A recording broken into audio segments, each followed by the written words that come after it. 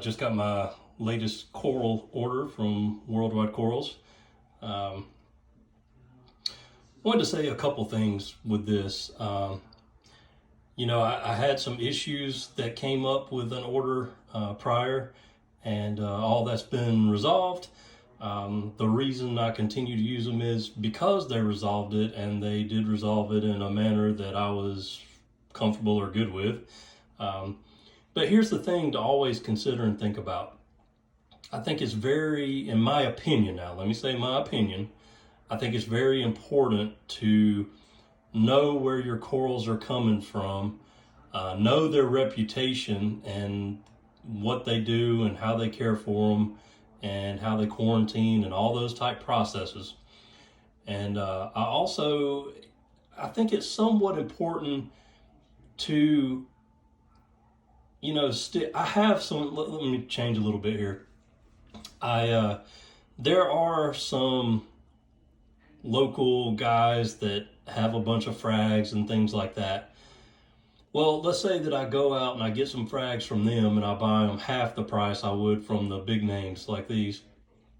Then I bring them home and I dip them and everything and do everything I can, but I don't have a quarantine system for them. So I dip them and go through my process, put them in my tank, and I end up with pests in the tank.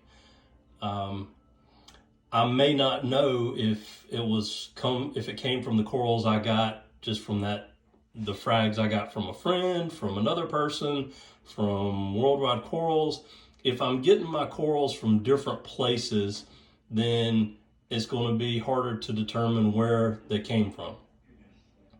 If I stick with just ordering corals from one place that's reputable, that I know has a strict quarantine process and all that, then chances are I'm not going to end up with stuff that's unwanted. So basically, I'm not saying that Worldwide Corals is the only place that I'm going to get corals from. I've also ordered one item from Unique Corals, and I think I ordered a couple things, from Top Shelf Aquatics. All three of those have a very good reputation in the industry, and all of them have a process to make sure that they're all pest-free or hitchhiker-free.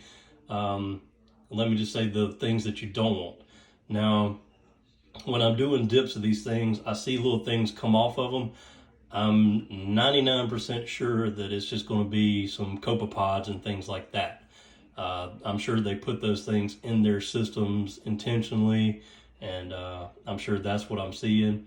I actually saw a little brittle starfish on one that, that's not really a pest. I almost tried to save it, but I figured after the dip it would have died anyway. I've had those before and really liked them. But I mean, all in all, what I'm saying is just be careful where you get your corals from. I had a friend of mine that he would go to frag swaps and he would just trade with different people. And yeah, he would do a dip, but he put everything in his tank, and then he had some outbreaks of things that killed a lot of his corals. So just take that for what you will. Just my little tidbit of advice. It's basically common sense, that what I'm saying here, but a lot of times you get excited, or you might see some corals from someplace and you feel like you just have to have them. I mean, just think about the risk that could be there, and possibilities. So anyway, enough of my rambling for that one. Let me show you what I got with this order. And I know my phone's gonna shade it in a second. Got an Ultra Superman Rhodactis, Duke Nukem Rhodactis, both mushrooms. I really like mushrooms, and the regular like red and blue mushrooms you get, those suckers will spread and take over your tank.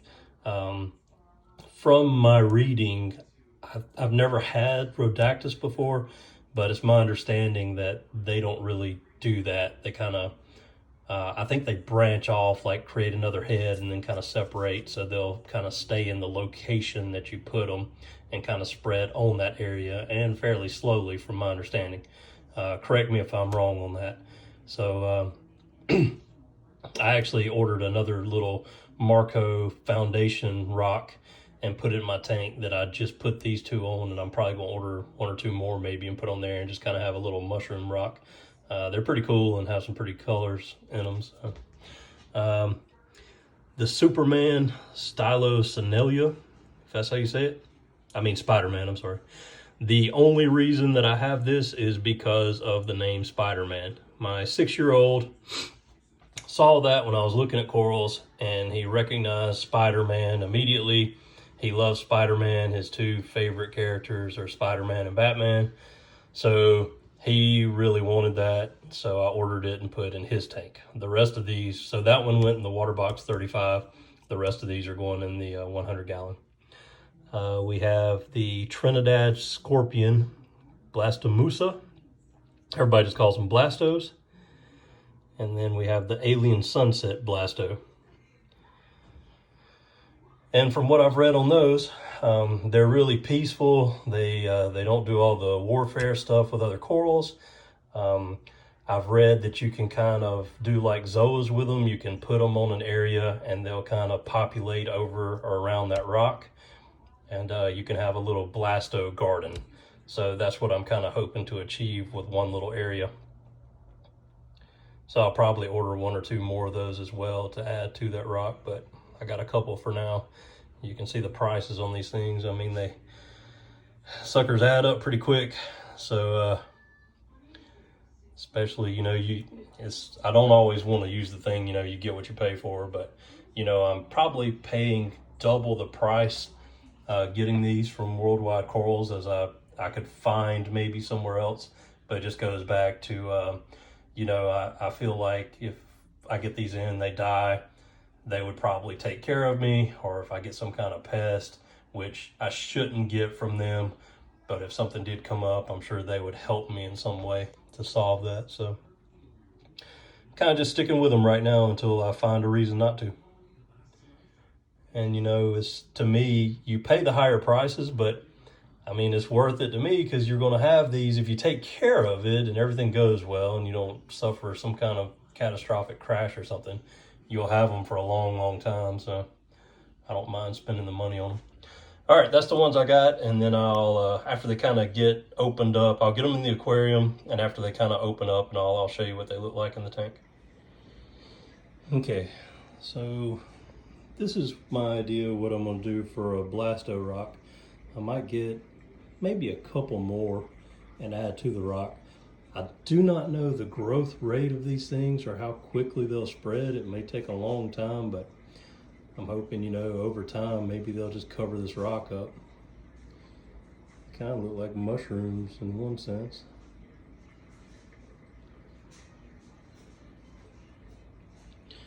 But they're just starting to open up. I don't know how big they're actually going to open up or what size they'll be when they fully open.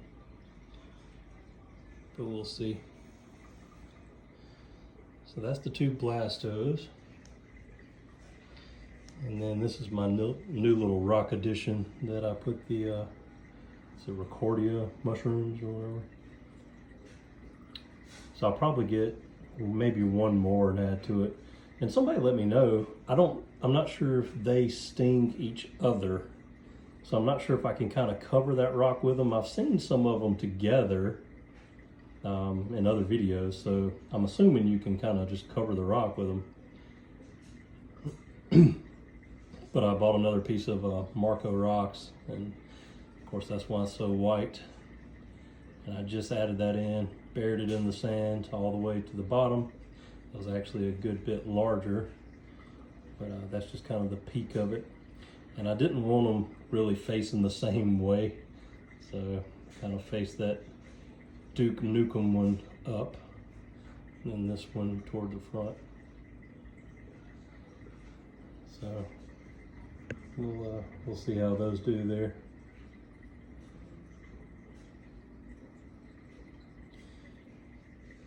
And then just a quick shot of what else we got. We still have the torch that I love. I want to add a couple more of those to that rock. I'm pretty sure you can put those together too. I've seen them together a lot, so I want to add some more of those. Clam is doing good. Digi's doing good, and that is it stylo, whatever it is, just call it stylo. Looks like it's growing over the plug more than out, but it's supposed to be branching, so we'll see. Tubs, Stellato or something like that.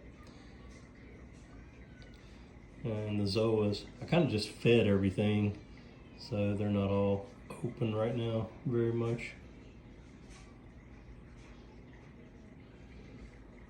But anyway,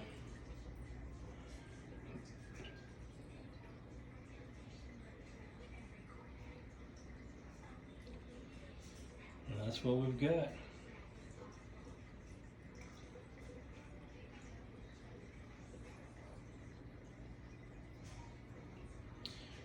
All right, as always, appreciate you watching. Like the video, comments, any questions, let me know, of course. I'd be glad to answer any way I can. And stay tuned for the next video. I almost forgot to show you the addition to the 35.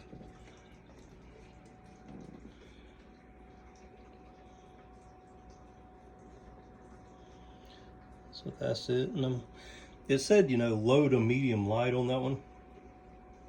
So I put it down here lower, hoping it'll kind of just eventually grow and take over that lower part. If it starts going, I don't know how quickly it grows either. If it starts going up too high, up to the candy canes, then I just have to cut some of it off. But yeah, I'm hoping it kind of just covers that whole thing. Pretty sure it'll color up more over time, but yeah, it said low to medium light, so we'll see. I just put it lower, hoping that's a good spot for it. But let me know if anybody has experience with those, if they should be, if it needs to be moved somewhere else or higher up in the tank. Everything else is doing pretty good. Dada. Yes, baby.